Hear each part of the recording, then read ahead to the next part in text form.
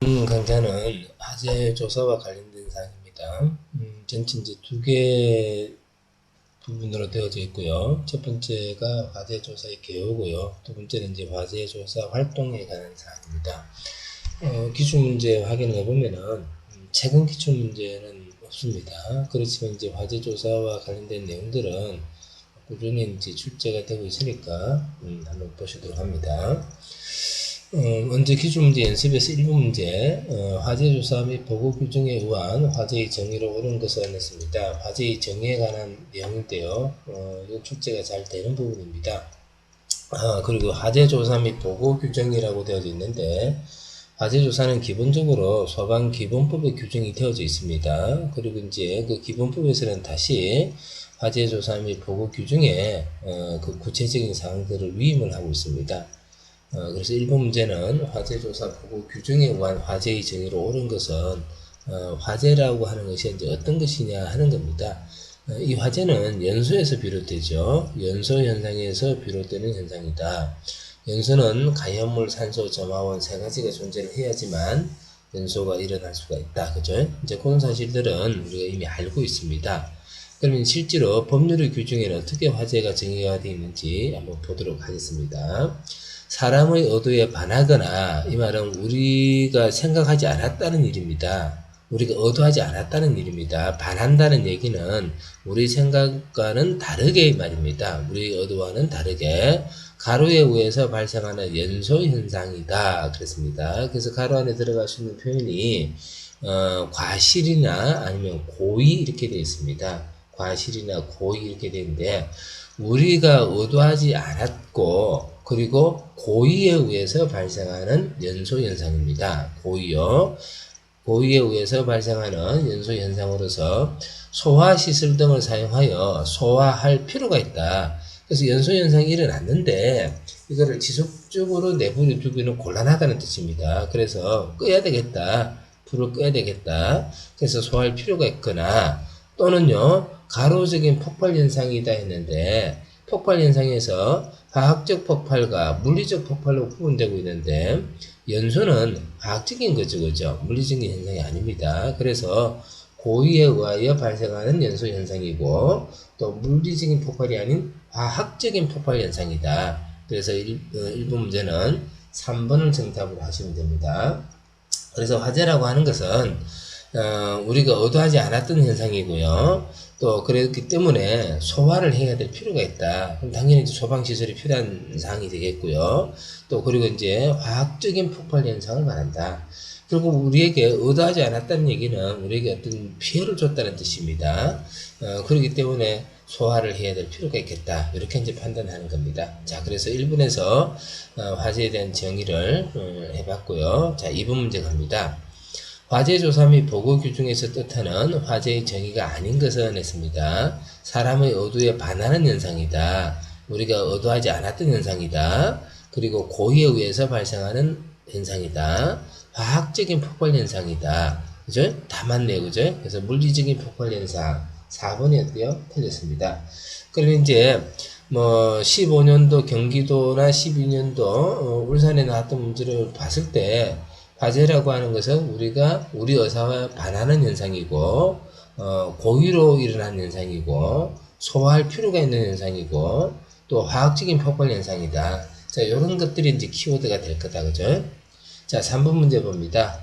다음 설명 중 화재에 대한 정의로 맞는 것은 했습니다. 옳은 것은 사람의 의도에 반하거나, 고의에 의해서 발생하는 연소 현상이고, 소화할 필요가 있고요. 또 화학적인 폭발 현상입니다. 그래서 1번이 정확하게 이제 화재에 대한 정의를 하고 있네요. 그죠? 자, 4번 문제 갑니다. 다음 현상 중에서 소방행정상의 화재로 볼 수 있는 것은 했습니다. 소방행정상이라고 하는 표현이 나오는데, 소방행정상, 이 말의 의미는요, 법률에 규정이 되어져 있는, 이렇게 이제 생각하면 될 것 같습니다. 그러면 이제 보기가 4가지가 나오는데요. 그 4가지 구체적인 사례들이 화재조사 및 보고규정에서 정의하고 있는 화재의 정의에 적합한지 안 한지 그거를 판단을 해보시면 되는 거예요. 자, 그래서 소방행정상 화재로 볼 수 있는 것은 했습니다. 자, 1번 봅니다. 담뱃불이 인화가 되어서 비산데다가 담뱃불이 불이 붙었습니다. 담뱃불이 붙어서 비산데다가 이거는 뭐 의도할 수도 있고 의도 안 할 수도 있을 것 같아요. 그죠? 근데 소화시설 등을 이용해서 사용해서 소화할 필요가 있다 이렇게 했는데 이것은 뭐라고 했습니까? 자연적으로 소화되어 버렸습니다. 소화의 필요성이 어때요? 없죠. 그죠? 그래서 여기서는 소화의 필요성이 어때요? 없어져 버렸습니다. 소화의 필요성이 없어져 버렸어요. 그래서 이거는 화재라고 볼 수가 없습니다. 가스레인지의 가스불이 꺼져버려서 가스불이 꺼져버렸습니다. 그래서 재점화하기 위해서 점화 버튼을 눌렀는데 그 사이에 누설된 가스가 있어가지고 거기 인화되어서 순간적으로 폭발했습니다. 이거는 우리가 의도하지 않았던 거거든요. 의도에 반하는 현상입니다. 의도에 반하는 현상이고요.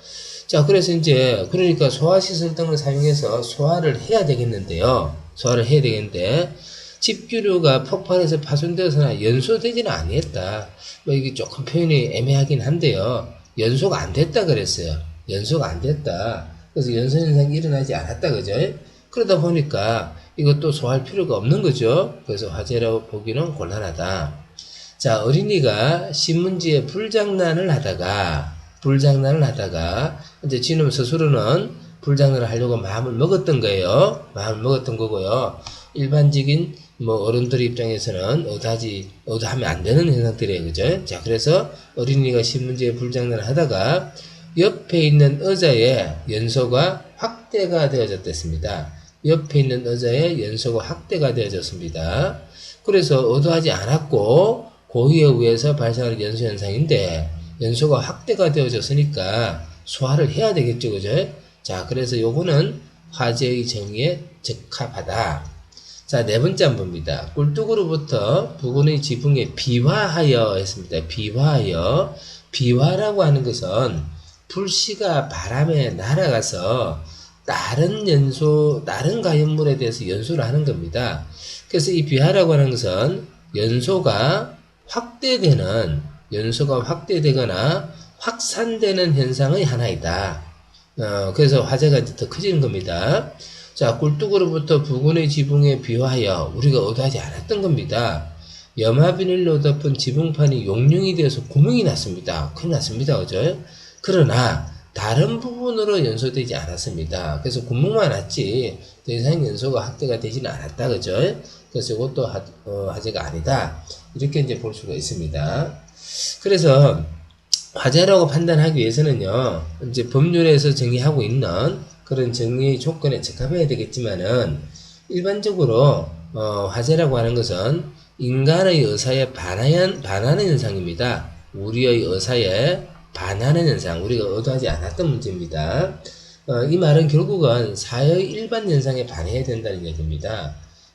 어떤 특정인이 저기 불이 났으면 좋겠다 이렇게 생각해서는 안 된다는 겁니다. 불은 나면 안 되는 거죠. 그죠? 자, 그러다 보니까 소화의 필요성이 있는 거다. 불을 꺼야 될 필요성이 있는 거다. 그래서 소화의 필요성이 있는 것을 화재라 그럽니다. 그래서 연소 확대 위험성이 있다. 이런 것들이 어때요? 확인이 되어져야 되죠. 그냥 거기서 고기만 타고 꺼져버리면 아무 문제가 없는데, 이러면 이제 다른 데 또 확산될 수 있다라는 생각을 하면 곤란해지겠죠. 그죠? 자, 그래서 이제 소화의 필요성이 있기 때문에 소방시설과 같은 소화 설비, 이런 것들이 이제 이용이 되어져야 된다. 그죠? 뭐 그런 것들이 이제 갖추어져야지만 화재라고 할 수가 있습니다. 자, 그래서 1, 2, 3, 4번 문제는요, 화재의 정의에 관한 문제입니다. 이런 내용도 중요한 사항 같습니다. 자, 5번 문제 갑니다. 화재 원인을 규명하고 화재로 인한 피해를 산정하기 위하여 자료의 수집, 관계자 등에 대한 질문, 현장 확인, 감식, 감정 및 실험 등을 하는 일련의 행동을 뭐라고 하느냐? 자, 이거를 화재 조사라고 하죠. 화재 조사요. 화재 조사라고 하는 것은 화재 원인을 규명합니다. 원인 규명. 자, 먼저 원인을 규명을 하고요. 자, 그 다음에 두 번째는요, 화재로 인한 피해를 산정합니다. 피해 산정이 필요합니다. 화재로 인한 피해를 산정합니다. 자, 그러기 위해서는 여러 가지 이제 과정이나 절차들이 필요한데, 그런 것들을 다 통틀어서 뭐라고요? 화재 조사라고 합니다. 화재 조사요. 이런 화재 조사를 하는 목적이 뭐냐 하는 건데요. 화재 원인 규명이나 피해 산정을 위해서 앞으로 화재가 일어나지 않도록 하는 예방의 근거로 사용하는 게 제일 중요합니다. 왜 불이 났는지, 그래서 어떻게 불을 껐는지 하는 게 이제 필요한 거고요. 또 그리고 그 화재로 인해서 어느 정도 피해가 발생했는지 이런 것들을 지속적으로 알려줍니다. 그러면 이제 이런 정보를 받은 일반 사람들은 어떨까요? 아, 불이 나면은 저런 문제가 있을 수 있겠구나. 이런 판단을 하게 되고요. 그래서 더욱더 화재 예방을 하게 되겠죠. 그죠? 그래서 원인 규명과 피해 산정, 이런 것들이 이제 목적이 되는 일련의 활동, 행동들을 화재 조사다. 이렇게 얘기합니다. 이거는 이제 화재 조사 및 보고 규정에 정의가 되어져 있는 내용입니다. 자, 그러니까 이제 6번 문제 보니까 다음 중 화재 조사의 목적이 아닌 것은 이렇게 해서 이제 문제가 나옵니다. 목적이 뭐냐? 출하 원인을 규명하고 예방 행정 자료로 활용한다. 이렇게 되는데 이게 이제 원인 규명입니다. 그죠? 자, 그래서 이거는 화재 조사를 하는 이유 중에 들어가죠. 그죠? 두 번째요. 연소 원인 등을 규명하여 예방 및 진압 대책 상의 자료로 활용한다. 그래서 왜 불이 났는지, 어떻게 불이 났는지, 어떻게 확산되었는지 이런 것들을 이제 다 확인을 해봄으로써요. 어떻게 하면 예방이 되겠다. 이런 것들을 알 수가 있다는 얘기입니다.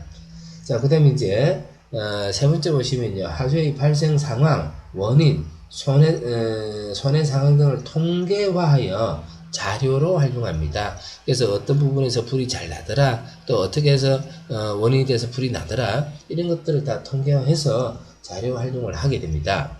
네 번째요. 화재를 대비하여 소화설비 등의 성능 검사를 위해서 실시한다. 소화설비의 성능 검사도 소방에서는 중요한 것 중에 하나인데 이 성능 검사를 위해서 조사를 실시하는 것은 아니죠. 그죠? 소화설비 등의 성능을 검사한다는 것은 요거는 소방시설을 관리를 한다는 뜻이죠. 관리. 그래서 화재라고 하는 것은 언제 발생할지 모르지만은 화재가 발생했을 때 소화설비는 전혀 성능에 지장이 없도록 작동이 될 수 있게끔 꾸준히 주기적으로요 유지 관리가 되어져야 됩니다. 요거는 화재의 예방 차원에서 필요한 사항이죠. 그죠? 그래서 조사하고는 직접적인 연관은 없습니다. 다섯 번째 보시면요. 유사화재의 방지와 피해 경감에 이바지한다. 결국 이제 화재 예방을 하고요. 피해를 줄이기 위해서 하는 겁니다. 크게 이제 원인 규명과 그 다음에 피해 산정. 이렇게 이제 두 가지로 구분을 해볼 수 있다. 그죠? 자, 7번 문제입니다. 여러 번 이제 비슷한 내용이 출제가 되어진 것 같은데, 소방기관에서 행하는 화재 조사의 목적으로 옳지 않은 것은 화재 조사를 하는 이유에 대해서 지금 이제 지속적으로 문제화되고 있었던 겁니다. 화재 예방의 시책 방향을 결정하기 위해서다. 그 다음에 화재 예방의 홍보에 활용하기 위해서다. 화재 피해를 최소화하기 위한 진압 대책을 활용하기 위한 거다. 화재 피해자에 대한 처벌 근거로 활용하기 위해서다. 이게 틀렸죠, 그죠? 물론 화재 피해자에 대해서는 처벌합니다. 처벌하는데 그 처벌하기 위한 근거로 활용하기 위해서 조사를 하는 것은 아니다. 직접적인 조사 목적은 아니다는 얘기입니다. 화재 예방의 시책 방향과 홍보, 그죠? 그런 것들을 위해서 화재 조사를 하게 됩니다. 자, 8번 문제 갑니다. 다음 중 화재 조사를 하는 이유로 옳지 않은 것은 경계와 예방 활동을 위한 정보 자료를 취득하는 거다. 자, 이 문제 없는 것 같고요. 화재 및 제조물 위치 관련 통계 작성 추구하고요. 예방 진압 대책의 자료로 활용하겠다. 자, 그 다음에 방화, 실화, 수사 협조 및 피해자의 구체적 증거를 확보하기 위한 거다. 그 다음에 네 번째, 강력한 소방시설 설치를 위한 자료다. 이런 것들은 아니죠, 그죠? 이런 것들은 이제 구체적인 조사 목적으로 두기가 곤란합니다, 그죠? 자, 그래서 6번, 7번, 8번은요, 화재 조사를 하는 이유입니다. 화재 조사하는 이유요. 화재의 정의했고요. 화재의 정의. 그 다음에 화재 조사가 뭐냐, 그리고 왜 하느냐 했죠. 자, 그 다음에 이제 9번 문제는 화재 조사의 특징에 관한 겁니다. 화재 조사를 한다는 것은 그 조사 과정을 우리가 특성을 구분해 보면은 어떻게 이제 정의를 할 수 있을 것이냐 하는 건데, 그죠? 자, 그것도 이제 문제가 9번하고 10번 문제. 화재 조사의 특징으로 옳지 않은 것은 10번 문제는 화재 조사에 대한 내용으로 틀린 것은 이렇게 나오는데요. 자, 먼저 한번 보겠습니다. 자, 제일 먼저 이제 강제성이라고 하는 게 나옵니다. 강제성. 화재 조사의 특징은 강제성이 있느냐? 강제성이 있습니다. 강제성이 있는데요. 강제성이라고 하는 것은 화재 조사를 하는 데 있어서 협조를 하지 않으면요, 조사가 잘 되지 않습니다. 잘 조사를 되지 않고요. 일반적으로 이제 불이 난 소방대 상호의 관계인 입장에서 본다면은 조사를 잘 받는다라고 하는 것은 자기에게 이제 불리한 경우도 있을 수 있는데 만일에 이제 이때 그 조사를 받는 사람이 필요한 보고나 자료 제출을 명하거나 질문해도 침묵을 지키거나 또 이제 타부리가 없기 때문에 사실과 다른 진술을 하는 사람들이 대부분이라 그럽니다. 그래서 화재 조사가 잘 안 되는 경우가 많은데, 그래서 이제 협조가 안 되니까 결국은요, 조사를 하는 사람들은 법률에 의해서 강제조사권을 발동을 하게 됩니다. 그래서 법률적으로 어떤 강력한 행정 명령을 하게 됩니다. 그런 의미에서 이거는 강제성이 있다. 강제성이 있다. 그래서 이거는 하명한다는 거죠. 하명. 이제 우리 행정에서 정리가 되어졌는데요. 강제성을 갖는다라고 하는 것은 강제 조사권을, 명령권을 말하게 됩니다. 그래서 요거는 화재 조사의 특징에 해당합니다. 특징에 해당합니다. 협조를 해야지만 조사를 하게 되는데요. 협조를 안 할 수가 있어요. 협조를. 왜 그러냐면은 처음에는 이렇게 협조를 하는 척 하다가요, 좀 시간이 지나면 뭔가 자기한테 불리할 것 같거든요. 그러면 안 합니다. 그래서 강제조사권을 발동합니다. 자, 두 번째, 현장성이 있다라고 했는데요. 자, 이런 특징은 있느냐? 자, 요것도 있습니다. 현장성이 있다는 겁니다. 화재 조사는 주로 현장에서 필요한 정보들을 찾아냅니다. 거기서 이제 불이 났던 흔적들, 이런 것들을 통해서요, 또는 주변 상황, 이런 것들을 봐서 거기서 이제 정보를 가지고 있기 때문에 주요한 정보들은 대부분 현장에서 얻어집니다. 현장에서 얻어지고요. 최초 발견자, 신고자, 목격자, 이런 사람들은 이제 중심으로 탐문도 하고요. 또 이제 급격하게 연소된 부위, 이상하게 연소된 부위, 이런 것들을 이제 확인을 합니다. 이런 것들이 전부 다 어디에서요? 현장에서 일어납니다. 현장에서 일어나고요. 또 이제 감식을 하거나 감정을 하거나 하는 경우에 있어서 필요한 증거물들은 다 어디서 수집을 하느냐? 현장에서 수집을 하게 됩니다. 그래서 현장성이 굉장히 중요하다. 현장성이요. 그래서 이제 이런 화재 현장에서 다른 사람들이 출입을 해가지고 그 현장이 훼손되지 않도록 이제 그 통제선을 이제 치고 뉴스 보면요, 그런 게 나오죠, 그죠? 자, 그래서 현장성이 있다.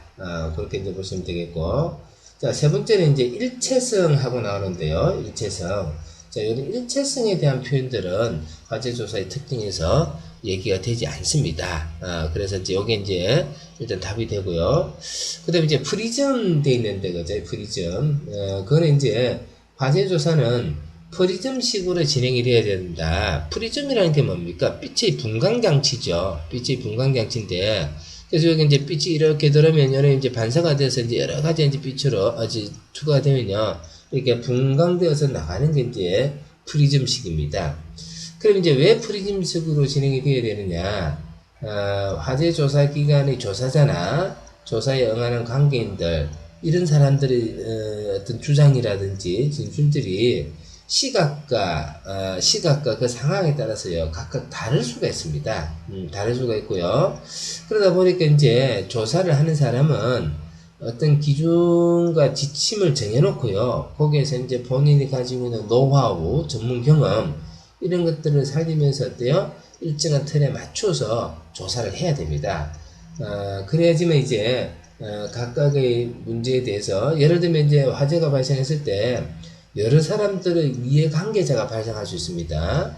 예를 들어서 이제 피해자가 생기고요. 또 이제 보험사가 있습니다. 보험사가 있고요. 또 이제 배상 책임자가 있고요. 또 그거하고 직접적인 관계는 없지만 참고인들이 있습니다. 참고인들이. 그래서 이제 이 사람들은 얘기를 할 때 보면요, 대부분 자기 입장에서 어때요? 얘기를 하게 됩니다. 자기 입장에서 얘기를 하게 되는데, 그래서 이제 조사자는 어때요? 이렇게 이제 여러 사람들의 의견을 들어서 마치 이제 프리즘을 들여다보는 것처럼 그렇게 이제 조사에 대해서 이제 접근을 해 가야 된다는 얘기입니다. 그래서 여러 가지 이제 정보들을 이제 수집을 해가지고요. 그게 이제 정해진 어떤 기준과 원칙에 따라서 하나의 어떤 결론을 가져와야 됩니다. 이제 그런 과정들이 이제 필요하기 때문에 조사가 이제 중요하게 되는데요. 그래서 그런 것들을 프리즘식으로 한다. 프리즘식으로 한다. 그렇게 표현합니다. 그래서 화재 조사의 특징으로 옳지 않은 것은 했을 때 일체성이 잘못된 답이다. 자, 10분 문제 한번 더 봅니다. 틀린 것은 했습니다. 화재 조사에 대한 내용은 틀린 것은 강제성이 있다. 나왔죠, 그죠? 현장성이 있다. 나왔죠, 그죠? 현장성이 있다. 이제 경제성과 보존성이 있는데 요거는 딱 봐도 이제 경제성이 답이겠죠. 조사를 할 때 경제적으로 하면 곤란하죠, 그죠? 물론 이제 사람들은 대부분의 이제 의사결정에 있어서 가장 우선순위가 높은 게 경제성이라 그럽니다. 가장 의사결정에 있어서 순위가 높은 게 경제성입니다. 사람은 대부분요, 돈 때문에 어떤 행위를 하는 경우들이 많다는 얘기입니다. 그런데 조사는 그렇게 해서는 안 되겠죠, 그죠? 보존성이 있다 그랬는데요, 보존성이라고 하는 것은 어떤 개념이냐면은, 화재 조사를 할 때 어떤 결론을 내릴 때는요, 가장 중요한 게 이제 바로 증거물입니다, 증거물. 그 증거물인데, 이 증거는 훼손이 되면 어떻게 됩니까? 우리가 정확하게 이제 추적을 할 수가 없게 되겠죠, 그죠? 그래서, 증거 물품이, 소멸되거나 훼손되거나, 그러지 않도록 현장에 대해서 어때요? 잘 보존이 되어져야지만, 조사의 효율성이 어때요? 높아집니다. 조사 효율성이요. 자, 그래서 이제 화재 조사는 강제성이 있어야 된다. 현장성이 있어야 된다. 프리즘식으로 진행이 되어야 된다. 그 다음에, 보존성이 있어야 된다. 막, 요렇게 이제 얘기를 했는데, 이제 그거 말고도 이제 어떤 특성들을 이야기할 수 있느냐면은, 신속성이 있어야 됩니다. 신속성. 자, 그래서, 여러분들도 이제 하나 메모를 해 둡니다. 신속성 있게 해야 된다. 신속성 있게 해야 된다.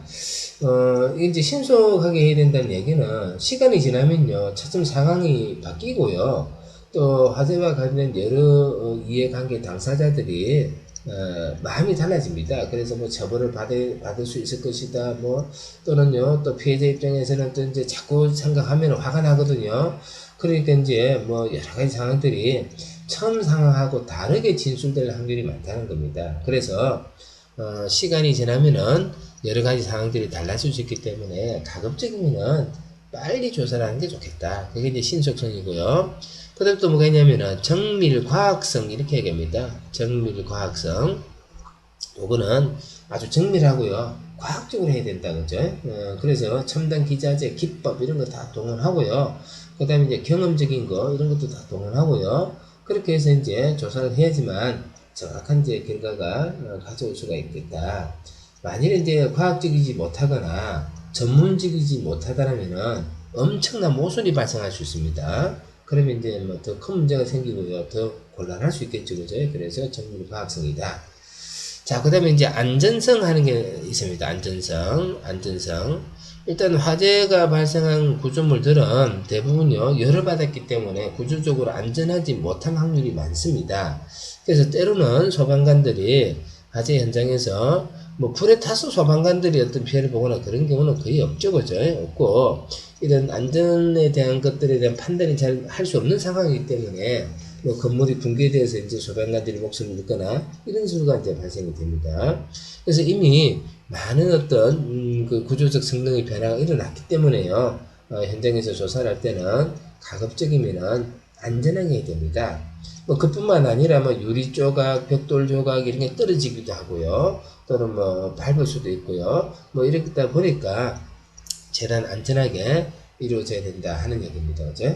자, 그래서 이제 화재 조사는 강제성. 자, 어떤 게 있냐면은 강제성이 있어야 된다. 그 다음에 현장성이 있어야 된다. 프리즘식으로 진행이 되어 있는 게 좋겠다. 그 다음에 신속성이 있어야 되겠다. 정밀 과학성이 있어야 되겠다. 보존성이 있어야 되겠다. 그 다음에 안전성이 있어야 되겠다. 그래서 전부 이제 7가지 정도의 특징을 얘기를 할 수 있습니다. 7가지 정도의 특징을 얘기할 수 있는데, 자, 요것도 이제 중요하게 여러분들이 정리를 해주시면 좋을 것 같습니다. 자, 그 다음에 이제 11번 문제 갑니다. 이제는 이제 법률에 규정이 되어져 있는 구체적인 화재조사와 관련된 내용들인데요. 11번 보십니다. 화재 원인을 판정하기 위해서 전문 지식, 기술, 경험을 활용해서 시각적인 방법으로 종합적이고 구체적인 사실관계를 규명하는 방법은 있는데, 그죠? 이제 우리가 화재 조사를 하는 방법에는 감식과 감정이 있습니다. 감식과 감정이 있는데요. 시각적인 방법에 의해서 판단하는 것을 감식이라 그래요. 감식. 시각적인 방법. 눈으로 보고 확인하는 게 이제 감식입니다. 눈으로 보고 확인하는 게 감식이고요. 감정은요, 과학적인 방법에 의해서요. 과학적인 방법이라고 하는 것은 여러 가지 이제 실험도 하고요. 그런 방법에 의해서 이루어지는 게 이제 감정입니다. 그래서 감식과 감정을 구분하는 것들은 문제에서 잘 거론됩니다. 그래서 시각적인 거 하면은 감식, 그죠? 과학적인 거 하면은 감정, 이렇게 합니다. 어느 게 더 정확할까요? 어느 게 더 정확할 수 있을까요? 이렇게 봤을 때, 감식이 더 정확할 수도 있습니다. 감정보다는.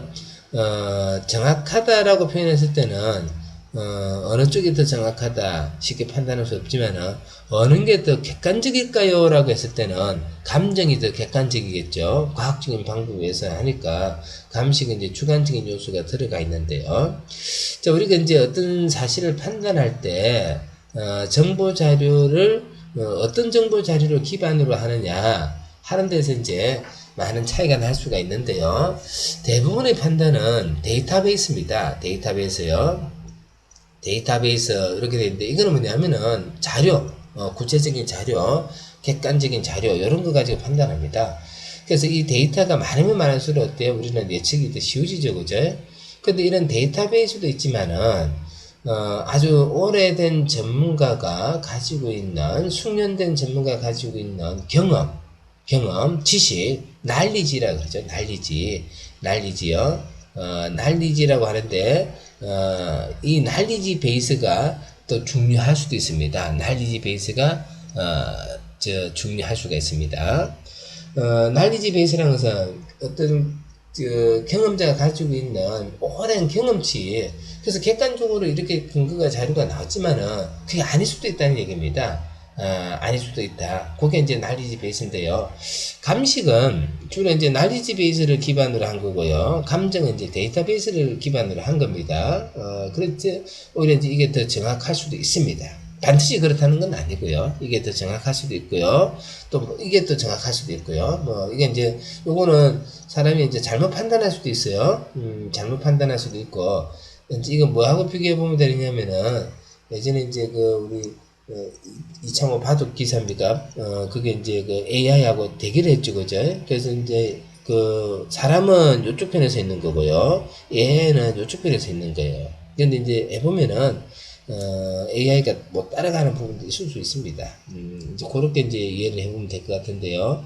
어쨌든 눈으로 보고 판단합니다. 근데 이제 이 눈으로 보고 판단하는 것들이, 과학적인 어떤 물리적인 현상들이 그대로 드러나잖아요. 그러니까 이제 감정의 수준을 뭐 벗어나거나 그러지는 거의 않습니다. 그래서 나중에 보면은 연소헌이라는 걸 합니다. 연소. 불이 붙으면서 흔적이 어떻게 생겼느냐, 하는 건데요. 불이 붙었던 흔적들이, 얼린 흔적들, 이런 거 보고도요, 실제로 어떻게 연소가 일어났을 것이다, 이런 게 어때요? 다 짐작이 되고 추측이 될 수가 있습니다.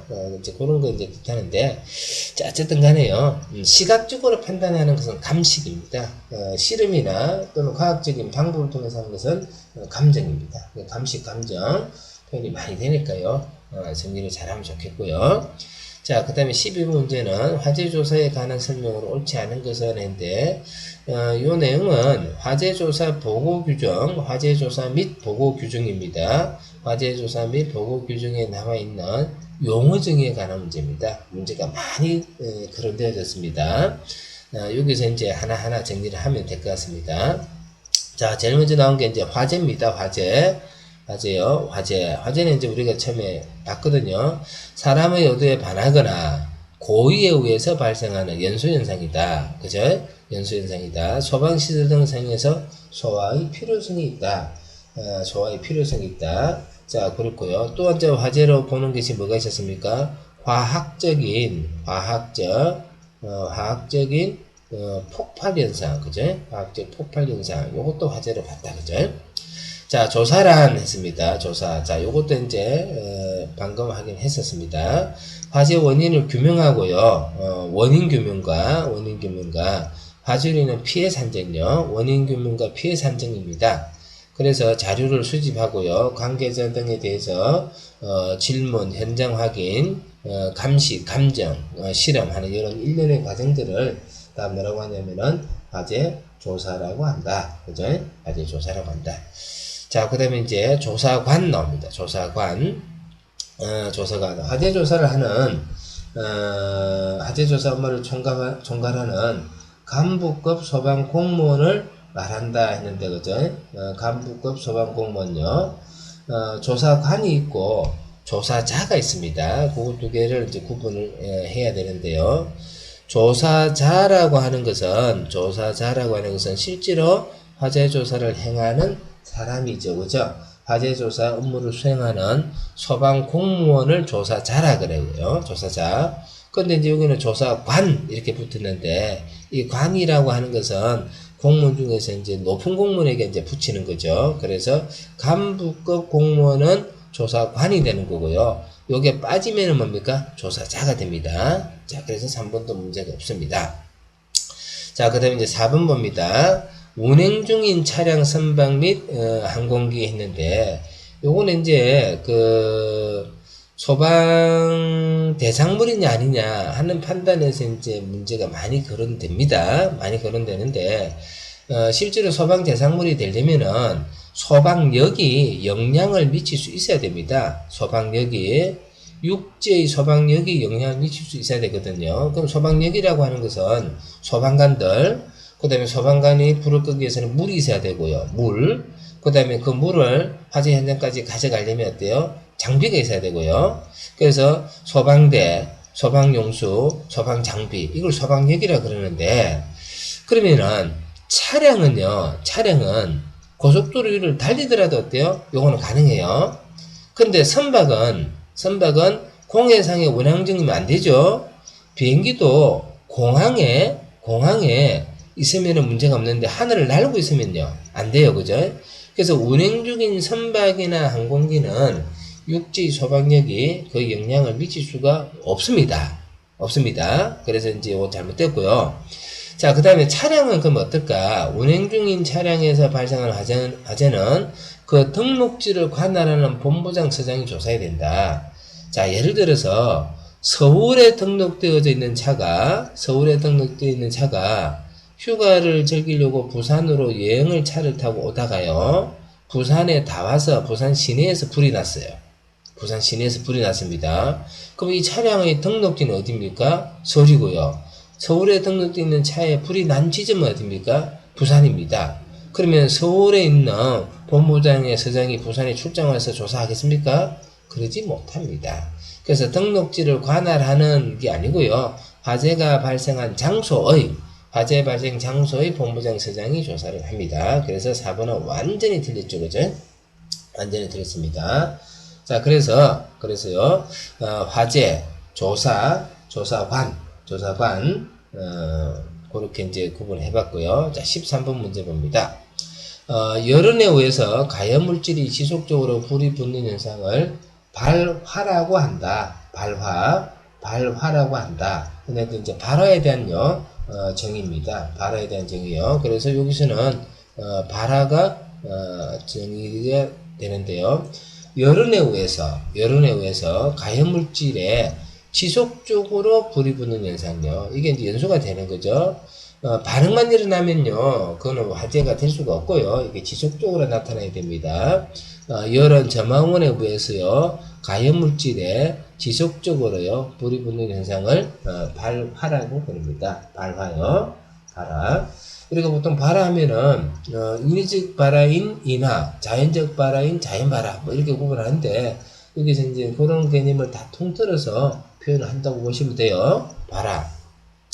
자, 그 다음에 이제 두 번째 보면요. 화재 당시 피해물의 재구입비에 대한 현재가의 비율을 장가율이라고 한다. 장가율이라고 합니다. 이 장가율을 산정하는 이유는 화재 피해를 산정하기 위해서 그런 거죠. 화재 피해 금액이 어떻게 되는가. 피해 산정을 위해서 이제 장가율을 정하게 되는데요. 실제로 이제 그 남아있는 가치가 얼마냐 이 말입니다. 그래서 화재 당시 피해물을 다시 구입을 할 때 현재가의 비율이 얼마가 되느냐 하는 건데요. 예를 들어서요, 예전에 100만원 주고 샀지만은, 그죠? 이게 사용기간이 쭉 지나가지고요, 막 가치가 한 30만원 정도 되었을 때, 이게 이제 불이 난 거예요. 불이 났습니다. 근데 이제 예전에는 100만원 했지만은, 지금은 이와 똑같은 성능을 50만원만 주면 살 수가 있어요. 50만원만 주면 살 수가 있습니다. 그래서 화재 당시 피해물의 재구입비에 대한 현재가의 비율요. 그래서 50분의 30. 이게 뭐가 됩니까? 장가율이 되는 겁니다. 화재 당시 피해물의 재구입비에 대한 현재가의 비율입니다. 그래서 이런 개념 때문에 실제로 이제 여러분들 화재 뉴스를 보면요. 뭐가 나오냐면 이제 이런 게 나옵니다. 어디에 불이 났습니다.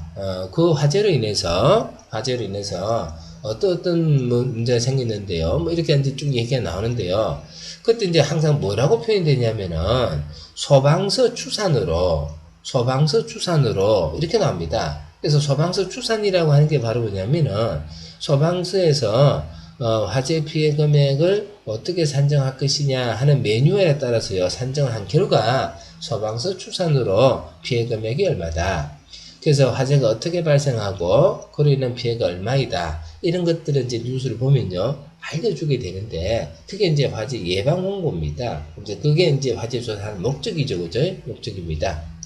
그래서 그때 보면 대부분 이제 피해 금액이 얼마 안 돼요. 피해 금액이 안 되는데, 그거는 뭐냐면 실질적 가치를 가지고 판단하기 때문에 그렇습니다. 그래서 화재 당시의 어떤 그 금액 가지고 판단하기 때문에 이렇게 이제 금액이 적게 나오게 되는 겁니다. 자, 전문적인 지식, 기술, 경험을 활용하여 시각에 의해서 하면 뭐가 나와야 돼요? 감식, 그죠? 시각에 의해서 하니까 이거는 감식이다. 자, 이것도 문제가 없겠고요.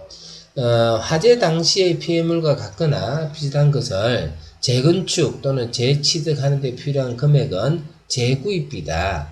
근데 가로 안에 설계 감리비는 제외한다 했는데요. 항상 이제 여기는 지금 재구입비에 관한 표현인데, 항상 문제에 있어서는 이 가로 안이 중요합니다. 여러분들 이제 책 보실 때도요, 가로 안을 잘 보셔야 돼요. 가로 안을 잘 보셔야 되는데, 가로 안이라는 것은, 가로라고 하는 것은 어떤 거냐 하면요, 가로라고 하는 것은 이 앞에 나와 있는 재건축을 설명하는 겁니다. 보완 설명해 주는 거예요. 그럼 재건축 하려면요, 다시 이제 설계하고요, 공사하고요, 또 감리도 하고요, 이렇게 해야 되는데, 실제로 이제 설계 감리비도 다 어때요? 그 비용이 다 들어가는 겁니다. 그래서 원래 정의는 이제 어떻게 되어져 있냐 하면은, 설계 감리비, 재구입비에 보면은 설계 감리비를 포함한다, 이렇게 되어 있어요. 설계 감리비를 포함한다, 이렇게 되어져 있는데, 이 포함한다는 표현은 이제 틀리게 하려니까 뭐라고요? 제외한다, 이렇게 한 겁니다. 그래서 항상 가로속이 문제가 되는데요. 4번이 이제 틀렸습니다. 자, 그러면 이제 우리는 정의를 몇 개를 했냐면, 화재, 조사, 조사관, 조사자, 그죠? 발화, 장가율, 그 다음에 감식, 감정, 재구입비, 요런 정도에 대해서 이제 판단을 했습니다. 이제 그렇게 한 두 문제 풀고 나면요, 그다음부터는 이 범위를 별로 안 벗어날 겁니다. 자, 2013년도 경기도에서 출제된 문제 한 번 봅니다. 자, 제일 먼저 뭐가 나오냐면은 조사자가 나와요. 조사자, 이 간부 아니죠? 조사관이 간부죠? 근데 간부 했으니까 맞아요, 틀려요? 이 틀렸네요. 1번 틀렸네요. 쉽습니다, 이게요. 자, 그 다음에 이제, 두 번째 이제 발화 지점 나왔네요. 우리 발화는 했어요, 그죠? 열원에 의해서 가연물질에 지속적으로 불이 붙는 현상, 이게 발화였는데요. 이제 발화 지점이 나옵니다. 발화 지점. 발화 지점은 화재가 발생한 부위를 말합니다. 화재가 발생한 부위요. 부위. 요거를 발화 지점이라고 합니다. 발화 지점요. 화재가 발생한 장소요. 화재가 발생한 장소는 뭐라고 하냐면은 발화 장소라 그럽니다. 화재가 발생한 장소는 발화 장소라 그러고요. 화재가 발생한 부위는 발화 지점이라 그럽니다. 자, 그 다음에 감식 나왔습니다. 감식. 감식은 뭐가 나와야 돼요? 시각 나와야 되죠. 시각. 맞잖아요. 시각. 자, 감정 나옵니다. 감정은요, 과학적 방법에 의한 실험이죠. 그죠? 자, 그래서 감식하고 감정. 14번은요, 1번이 정답이 됩니다. 자, 이제 문제 없죠. 그죠? 자, 15번 갑니다. 화재조사 용어. 요거는 이제 2014년도 간부부생 시험 문제 나온 겁니다. 간부부생. 이제 어렵고 문제 지문이 지금 5개나 나와 있어요. 여기서 보니까 어떤 내용이 나오냐면은 최초 착화물, 자, 관계자, 최종 장가율, 요거 나왔고요. 내용 연수 나오고 감식 나옵니다. 그죠? 자, 우리가 이제 알고 있는 것부터 이제 찾아보면 됩니다. 알고 있는 것부터요. 최종 장가율 아까 공부했습니다. 최종 장가율. 최종 장가율은요, 어떻게 공부했냐면은, 최종 장가율 안 했네요. 재구입비 했네, 그죠? 재구입비 했으니까 넘어가고, 감식했네요. 감식이라면요, 감식이라면 뭐가 나와야 돼요? 시각적이다, 이게 나와야 되잖아요. 시각적이다. 시각적이다 있습니까? 아니고요. 과학적이다. 실험을 한다 하니까 또 이거 틀렸네요. 그죠? 결국 이건 뭐에 대한 설명이에요? 이거는 감정에 대한 설명이네요. 감정에 대한 설명입니다. 자, 그러면 이제 5번은 틀렸고요. 5번 답하면 안 돼요. 그죠? 자, 그러면 이제 나머지 이제 나오지 않았던 거 한번 보는데, 최초 착화물하고 나옵니다. 최초 착화물. 최초 착화물이라고 하는 것은 발화 여론에 의해서 불이 붙고, 발화 여론이라고 하는 것은 발화의 최초 원인이 된 불꽃이나 열을 말합니다. 이 발화 여론도 정의가 되어져 있습니다. 발화 여론도 정의가 되어 있는데, 발화가 되는데 기여했던 최초의 불꽃, 최초의 불꽃이나 열을 발화 여론이라고 그럽니다. 최초 착화물은 최초에 의해서 불이 붙어야 되는 게 맞겠죠, 그죠? 그리고 이 물질을 통해서, 이 물질이 아니고 이 물질입니다. 이 물질을 통해서 제어하기 힘든 화재로 발전한 가연물. 이게 뭐냐면은 최초 착화물. 발화 여론에서 불이 붙고 이 물질을 통해서 제어하기 힘든 화재로 발전한 가연물을 우리는 최초 착화물이다. 여기 지금 표현이 좀 잘못됐네요. 어디가 잘못됐냐면은 여기 이물질이 아니고요. 이물질, 이거 띄워야 되고요. 띄워야 되고, 여기 화재가 아니고요. 화세입니다. 화세. 정확하게 정의가 화세입니다. 이렇게 고치면 이게 이제 맞는 말이에요. 최초 착화물이라고 하는 것은, 최초 착화물요.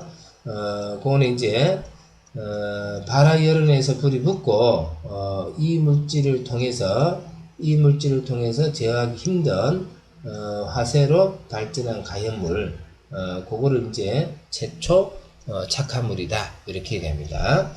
자, 그 다음에 이제 관계자 등하고 나옵니다. 관계자 등은 화재의 발견자, 통보자, 초기 소화자, 기타 조사 참고인을 말하며 소방기본법 2조 3호의 관계인을 포함하지 않는 데습니다.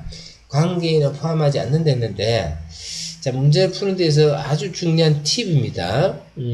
지문의 마지막 끝에 이렇게 않는다라고 하는 부정적인 표현이 나오면요, 이 지문은 대부분 틀린 지문일 확률이 많습니다. 틀렸습니다. 어디가 틀렸냐면은, 관계자 등이라고 하는 것은 제일 먼저 관계인이 나와야 돼요. 관계인요. 관계인과 기타 등등의 사람을 뭐라고요? 관계자 등이라고 얘기합니다. 관계자 등요. 그래서 관계자를 포함하지 않는다. 제일 중요한 것들을 빼버리니까 틀린 질문이 되는 거죠. 자, 그래서 관계인은 포함되지 않는다. 틀렸고요. 자, 그 다음에 이제 최종 장가율요. 최종 장가율은, 요거는 이제 아까 우리가 장가율에 대해서 공부를 했는데, 최종 장가율, 화재 당시 피해물의 재구비에 대한 현재가의 비율, 요거는 뭡니까? 최종 장가율이 아니고, 요 정의는 장가율이죠. 장가율을 뜻하는 거고요. 여기다가 이제 뭐가 붙었냐면은 최종이 붙었어요. 최종. 체중이 붙었는데 체중 장가율이라고 하는 것은 피해물의 경제적 내용 연수가 다한 경우요 잔존 가치의 재구입비에 대한 비율이다. 화재 당시 피해물의 재구입비에 대한 현재가의 비율은 장가율이고요. 장가율이고 최종 장가율은 경제적 내용 연수라고 표현하는데요. 경제적 내용 연수요. 내용 연수. 자, 여기 보면 4번에 보면 내용 연수가 나와요. 내용 연수가 나는데 화재 당시 피해물과 같거나 비슷한 것을 재건축 또는 재취득하는데 필요한 금액을 말한다. 화재 당시 피해물과 같거나 비슷한 것을 재건축하거나 재취득하는 데 필요한 금액, 이건 앞에서 나왔죠. 뭐에 해당합니까? 재구입비죠. 재구입비고요. 내용연수라고 하는 것은 얼마나 더 사용할 수 있느냐 하는 겁니다. 그거를 연 단위로 표현한 겁니다. 그래서 고정자산을 경제적으로 사용할 수 있는 연수, 경제적으로 사용할 수 있는 연수인데, 경제적이다라고 하는 것은 뭐냐면은, 자, 우리가 어떤 물품을, 예를 들어서, 자, 쉽게 자동차를 하나 샀다 그럽니다. 자동차를 하나 샀는데, 자, 요 세로축은 자동차의 이제 가격, 금액이 될 거고요.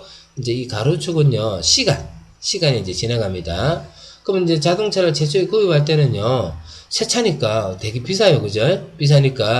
비싸게 이제 이만큼 가격을 주고 이제 샀어요. 샀는데 이제 시간이 지나면 줄수록 이제 이놈의 가치는 쭉 떨어질 거예요. 가치는 쭉 떨어지게 되어 있습니다. 떨어지게 되어 있고요. 근데 이제, 이놈이, 가치가 쭉 떨어졌지만은, 대신에 이제 떨어지면서 상대적으로 수리비는 어떻게 될까요? 수리비는, 처음에는 수리비가 안 들다가, 나중에는 어때요? 이렇게 수리비가 많아질 거게 될 거예요. 그래서 이제 요게 두 개가 교차하는 점이 생겨요. 교차하는 점이 생기는데, 그럼 이제 요 시점을 기준으로 해서, 이게 지나가 버리면 어떻게 됩니까? 차값보다는 수리비가 더 많이 드는 거죠. 그래서 이제 우리는 대부분 요 시점에서 어때요? 야, 이거 이제 수리비가 많이 들어가니까 자동차를 이제 바꿔야 되겠다. 그렇게 이제 판단을 하는 거죠. 그죠? 그게 이제, 경제적 내용연수라고 하는 겁니다. 경제적 내용연수요. 자, 그래서 내용연수, 요게 이제 몇 년이냐 하는 게 이제 연수로 나오는 거예요. 그래서 경제적 내용연수, 이렇게 하는 거죠. 그래서 이제 최종 장가율이라고 하는 것은, 최종 장가율은요, 피해물의 경제적 내용연수가 다 했습니다. 그렇지만 아직도 가치가 남아있죠. 남아있는데, 어떤 가치가 남아있냐면은, 쉽게 말하면 고물값이 남아있다는 거예요. 고물값. 거기에 이제, 그 고물값이 이놈을 다시 구입하는 데 대한 비용이 얼마냐, 이 말입니다. 그래서 자동차를, 수리비가 더 많이 드는 시점에서, 자동차를 처분했을 때 그거 하고, 그 다음에 그거와 똑같은 자동차를 새로 살려고 할 때 그 비율을 최종 장가율이다. 장가율보다는 최종 장가율은 훨씬 더 작아지겠죠, 그죠? 같거나 작아지겠죠, 그죠? 자, 그렇게 이제 보시면 됩니다. 그래서 옳은 거 됐기 때문에 15번은 이제 1번을 정답으로 하면 될 것 같습니다. 최초 착화물은 발화열연에서 불이 나고 이 물질을 통해서 제어하기 힘든 화재로 발전한 가연물, 그게 최초 착화물이고요. 관계자 등 했을 때는 관계인을 포함해서 발견자, 통보자, 초기 소화자, 기타 조사 참고인 이렇게 말합니다. 그 다음 화재 당시 피해물에 대한 재구입비는 장가율이라 그러고요. 장가율. 최종 장가율은 경제적 연수가 다 했을 때 재구입비에 대한 그 현재가의 비율이다. 그죠? 경제적 연수가 다 했을 때 잔존하는 가치의 재구입비에 대한 비율. 그게 이제 최종 장가율이고요. 내용 연수라고 하는 것은 고정자산을 경제적으로 사용할 수 있는 연수. 감식은 시각적 방법으로 한 거요. 자, 그러면 이제 정의를 또 다시 추가해서 우리는 이제 여러 개 정의를 했는데 이제 또 더 쉬워질 겁니다. 16번 문제 봅니다. 2009년도 서울에 나왔던 문제인데 만약에 이게 최근에 나왔다, 2021년도에 나왔다 라고 가정하면요, 봅니다. 발화 요인은 발화 열연에 의하여 발화로 이어진 연소 현상에 영향을 준 인적, 물적, 자연적 요인을 말한다. 이제 발화 요인이 이제 또 나오네요. 발화 요인. 발화도 나왔고, 발화 나왔고, 그 다음에 발화 지점, 발화 장소, 그죠? 발화 열원, 그 다음에 발화 요인요, 발화 요인요. 발화 열원에 의해서 발화로 이어진 연소 현상이고, 인적, 물적, 자연적 요인, 그거를 말한다. 그래서, 그 16번은 1번은요, 큰 문제가, 없는 것 같습니다. 자, 두 번째 이제 감식 나오네요. 감식은 거의 빠지지 않고 나오네요. 그죠? 감식 나오면요, 뭐가 나와야 돼요? 시각. 그러니까 이제 요것도 문제 없네요. 그죠? 자, 3번에 관계자 등에는 관계인은 포함하지 않는다 했습니다. 관계자 등에는 관계인은 포함되지 않는다 했는데요. 관계인은 포함되지 않는다. 관계인은 어떡합니까? 포함되죠. 그죠? 그래서 틀렸네요. 틀렸고요. 자, 그 다음에 이제, 4번에 가면요. 최초 착화물이란, 발화 열원에서 불이 붙고 이물질을 통해서 제하기 힘든 화살이 발생 가해물이다. 이렇게 나왔는데요. 맞는 것 했는데, 뭔가 이제 우리가 잘못 봤네요. 자, 다시 한번 또 볼까요? 어디가 틀렸는지. 아니면은 문제가 틀렸는지요. 자, 1번에 발화 요인 다시 봅니다. 발화 열원에 의해서 발화로 이어진 연소 현상에 영향을 준, 인적, 물적, 자연적 요인을 말한다. 인적 요인과 물적 요인과 자연적 요인. 발화 요인은요, 인적 요인도 해당하고요, 물적 요인도 해당하고요, 그 다음에 자연적 요인도 해당합니다. 그래서 요것도 요거 문제 없는 것 같습니다. 자, 그 다음에 이제 감식하고 나옵니다. 감식. 화재 원인을 판정하기 위해서, 화재 원인을 판정하기 전문적인 지식이나 기술, 경험을 활용하고, 주로 시각에 의해서 종합적인 판단으로 구체적인 사실관계를 규명하는 조사 방법이다. 요것도 맞습니다. 요것도 문제가 없는 것 같고요. 그 다음에 이제 세 번째, 관계자 등, 요거는 확인이 틀렸고, 그죠? 관계자 등에는 관계인과 화재 발견자, 통보자, 조기조사자, 기타 조사자. 그래서 다, 요 틀렸고요. 그 다음에 최초 착화물은 요 문제가 없고요. 그래서 문제 수정이 조금 잘못됐네요. 화재 조사와 관련한 용어로서 맞지 않는 것은 했는데, 요거는 1번도 맞는 표현 같고요, 2번도 맞는 표현 같고, 4번도 맞는 표현 같습니다. 자, 그래서 그렇게 정리를 하면 되겠습니다. 자, 17번 문제 갑니다. 다음 중 화재 조사의 정의에 관한 설명으로 올바른 것은, 주로 이제 용어 정의에 관한 문제들이 이제 지속적으로 나오는데, 그죠? 화재 원인 판정하기 위해서 시각에 의해서 사실관계를 규명한다. 그죠? 전문적인 지식, 경험 이런 것들을 해서 시각에 의해서 사실관계를 규명하는 것을 말한다. 했는데 요거는 감식에 관한 얘기네요. 자, 그 다음에 화재와 관계되는 물건의 형상, 구조, 재질, 성분, 성질과 같은 과학적 방법에 의해서 필요한 실험을 하고요. 뭐 이렇게 해서 이제 원인을 밝히는 게 목적이 된다. 뭐 이것도 이제 문제가 없는 것 같네요. 그 다음에 이제 화재 원인을 규명하고 화재로 인한 피해를 산정하기 위해서 자료 수집, 이게 지금 화재 조사에 대한 정의네요. 화재 조사와 관련된 정의가 아니고 화재 조사를 하는 목적이 뭐냐, 이 문제네, 그죠? 화재 조사를 하는 목적이 뭐냐, 요게 이제 답이 되네요. 요거는 감식에 관한 얘기고요. 감식. 요거는 이제 감정에 관한 얘기네, 그죠? 감정. 화재 조사는 원인 조사와 피해 조사가 있죠. 인명 피해 조사가 아니고 원인 조사가 있고요. 그 다음에 이제 피해 조사에는 인명 피해와 재산 피해, 이렇게 이제 두 가지로 나눌 수가 있죠. 그래서 화재 조사 정의했기 때문에 요거는 3번이 맞습니다. 자, 그 다음에 18번요. 다음은 화재 조사에 대한 설명이다. 옳은 내용에 해당하는 것은 했습니다. 그죠? 자, 그래서, 어떤 분이 보면은, 이제, 네 가지 내용을 주고요. 거기서 이제 옳은 것을 찾아봐라, 이 말입니다. 그죠? 화재 조사 목적은, 화재의 경계와 예방 활동을 위한 정보 자료 획득, 화재 및 제조물 위치 관련 통계 작성 추구, 방화 실화 수사 협조 및 피해자 구체적 증거 확보, 그래서 이제 그런 것들이 필요하다. 그죠? 그래서 뭐 조사를 하는 거다. 결국 이제 예방 홍보 자료, 뭐 구체적 증거 확보 하니까 이거는 좀 문제가 없죠. 그래서 뭐 기억은 맞는 것 같습니다. 그래서 이제 요거 두 개는 이제 기억이 없으니까 이제 틀렸다고 보면 좋겠고요. 니은은 다 들어가 있으니 니은은 맞겠죠. 본부장 서장은 과학적이고 합리적인 원인 규명을 위해서 현장에서 수거된 물품에 대해서 감정을 실시하고 원인 입증을 위한 재현 등을 위한 시험을 실시할 수 있다.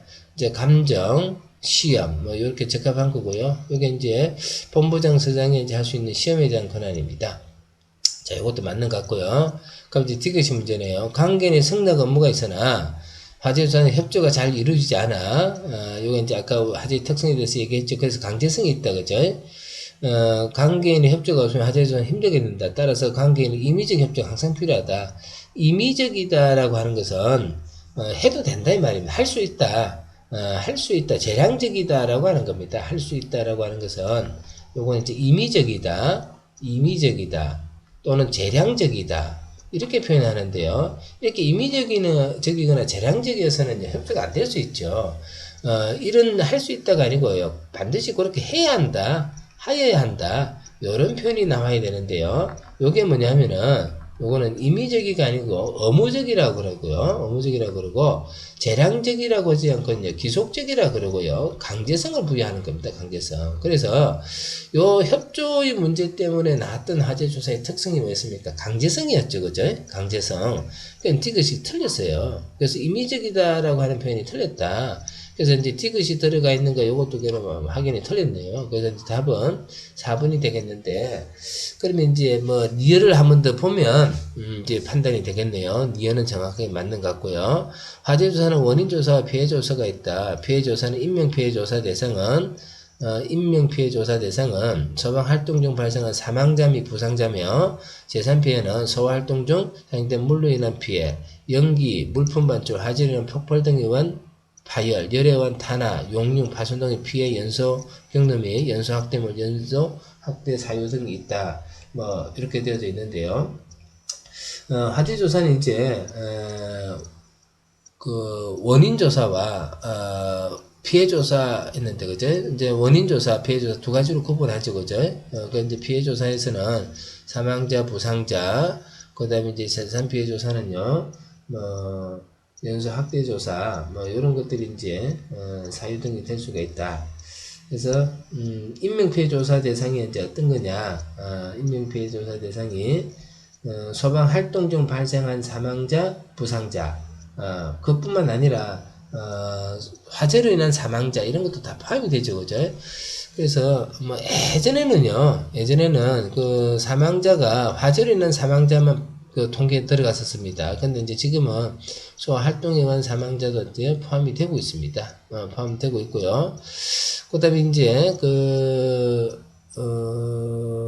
화재로 인한 사망자, 그게 이제 빠져서 이제 이거 잘못된 것 같네요.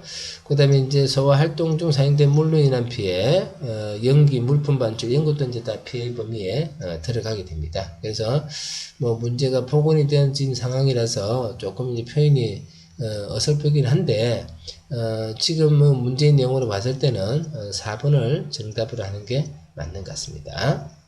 자, 그렇게 해서 이제 화재 조사의 개요에 대해서 했는데, 여기서는 주로 화재나 화재 조사에 필요한 사항에 대한 용어 정의 정도가 이제 내용이 되는데, 대체로 문제가 하나 정도는 충분히 거론될 수 있다는 확신을